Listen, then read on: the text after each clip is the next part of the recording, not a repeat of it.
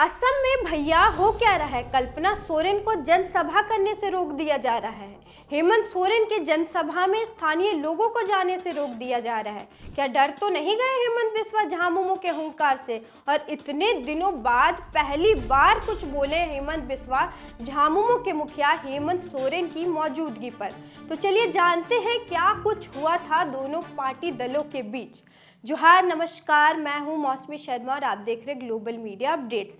असम चुनाव का दिन जैसे जैसे नजदीक आ रहा है, रंग और तेवर दिखने लगा है।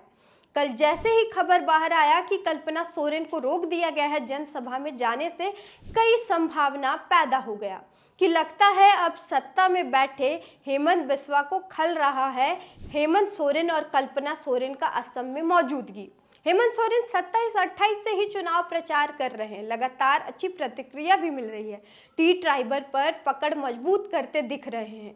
कल्पना सोरेन भी बढ़ चढ़ के लोगों के बीच जुड़ रही हैं, आदिवासियों की आवाज़ बन रही है।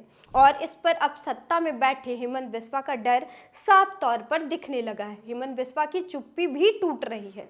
सबसे पहले बात करते हैं कल्पना सोरेन को आखिर रोका क्यों गया। कल असम में होने वाले विधानसभा चुनाव प्रचार के दौरान झारखंड के गांडे विधायक कल्पना सोरेन को हेलीपैड देने पर रोक लगा दी गई। जानकारी के अनुसार कल्पना सोरेन को असम के खुमतई नहर कटिया और मार्गरेटा विधानसभा क्षेत्र में चुनावी सभा करना था और हेलीपैड नहीं मिलने के कारण वहां पहुंच नहीं पाई और उसी अंदाज के साथ हुंकारते हुए खेतों के बीच फोन से ही किया संबोधित वहां के लोगों को।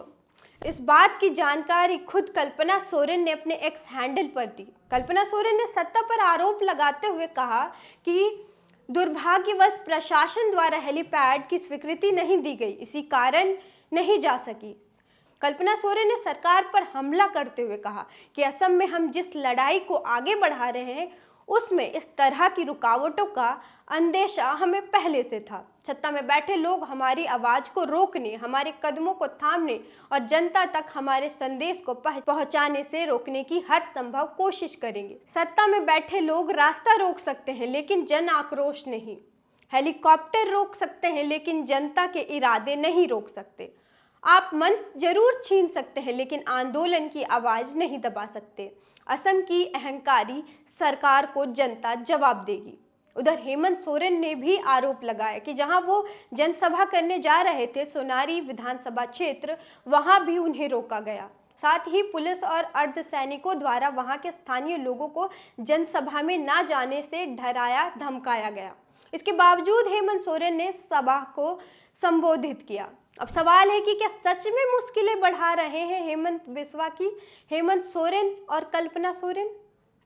वहीं पहली बार हेमंत बिस्वा ने हेमंत सोरेन पर टिप्पणी करते हुए तंज कसा। उन्होंने मीडिया से बात करते हुए कहा कि मैं झारखंड में कई दिन रह चुका हूं और वहां कुछ खास नहीं किया गया। मैं खुश हूं कि हेमंत सोरेन यहां आए कि कम से कम असम देखा, माला रोड्स देखे, बड़े बड़े पुल देखे। तो हेमंत सोरेन को भी झारखंड में कुछ ऐसा ही करना चाहिए। अब इन बातों से इतना तो समझ ही गए होंगे कि झामुमो की मौजूदगी किस कदर वहां के लोगों पर, वहां की सत्ता पर अपना छाप छोड़ रही है। वहीं राजनीतिक विशेषज्ञों के अनुसार जब भी चुनाव होता है इस तरह के आरोप प्रत्यारोप रुकावट पैदा करना कोई आम बात नहीं है। पहले भी झारखंड और बिहार में इस तरह की चीज़ें देखने को मिल चुकी है। अब इस तरह की घटना यह बताती है कि चुनाव के परिणाम के दिन नज़दीक हैं।